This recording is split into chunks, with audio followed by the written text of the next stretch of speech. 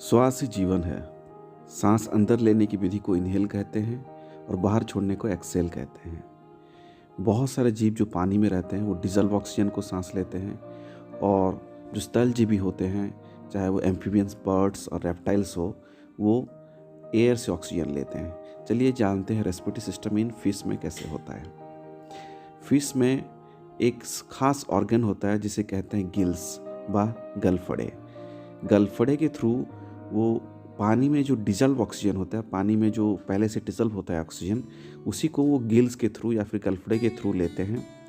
गलफड़े एक टाइप का ऐसे फिलामेंट जैसा स्ट्रक्चर होता है जो फ्लेसी होता है, और उसके चारों ओर ऐसे ब्लड वेसल होते हैं।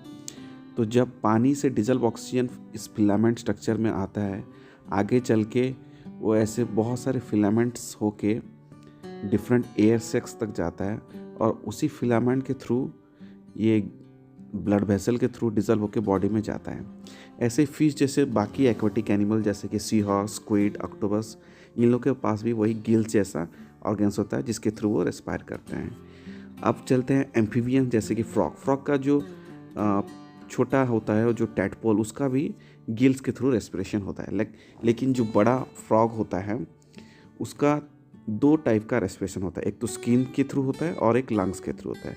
स्किन के थ्रू डायरेक्टली डिजल्व ऑक्सीजन को वो ले लेता है जब वो पानी में रहता है, लेकिन लंग्स के थ्रू वो एयर में लेता है।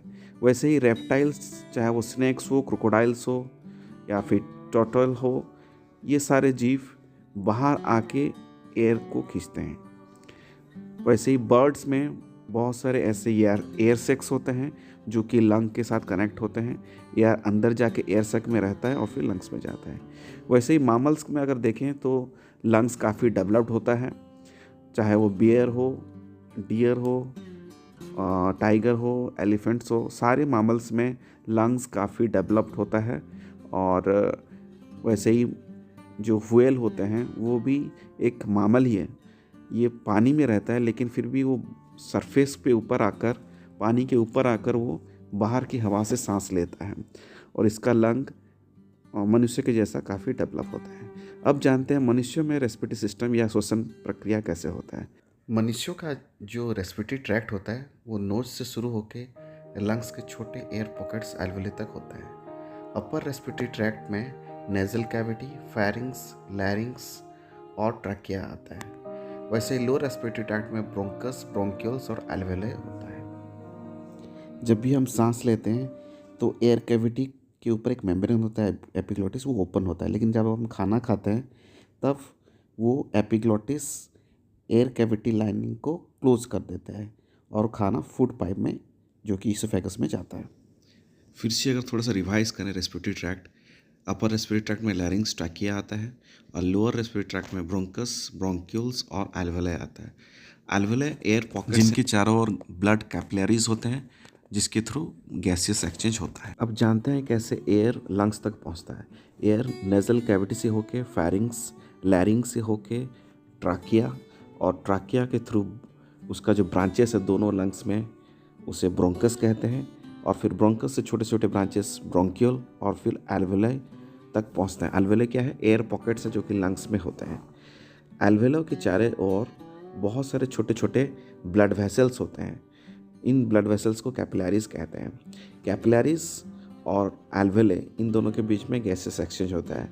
एल्वेओली जो कि एयर से फ्रेश ऑक्सीजन कैरी करता है, वो ऑक्सीजन ब्लड के थ्रू डिजल्व होके वो कैपिलरी के थ्रू ब्लड में जाता है, और ब्लड के थ्रू फिर सारे सेल्स तक वो पहुंचता है, और सेल्स में सेलुलर रेस्पिरेशन से होके फिर कार्बन डाइऑक्साइड जो छोड़ता है, वो कार्बन डाइऑक्साइड वापस फिर ब्लड में आके एल्वेलर पॉकेट्स के थ्रू फिर एयर रेस्पिरेटरी ट्रैक्ट के थ्रू टोटल बाहर निकलता है। सेलुलर रेस्पिरेशन में सेल अपने ग्लूकोज को यूज़ करके ऑक्सीजन यूज़ करता है, और उससे प्रोड्यूस करता है कार्बन डाइऑक्साइड, वाटर और एनर्जी। इसी एनर्जी को हम अपने डे टू डे एक्टिविटीज़ में यूज़ करते हैं। तो रेस्पिरेशन हमारे बॉडी के लिए बहुत ही इंपॉर्टेंट सिस्टम है।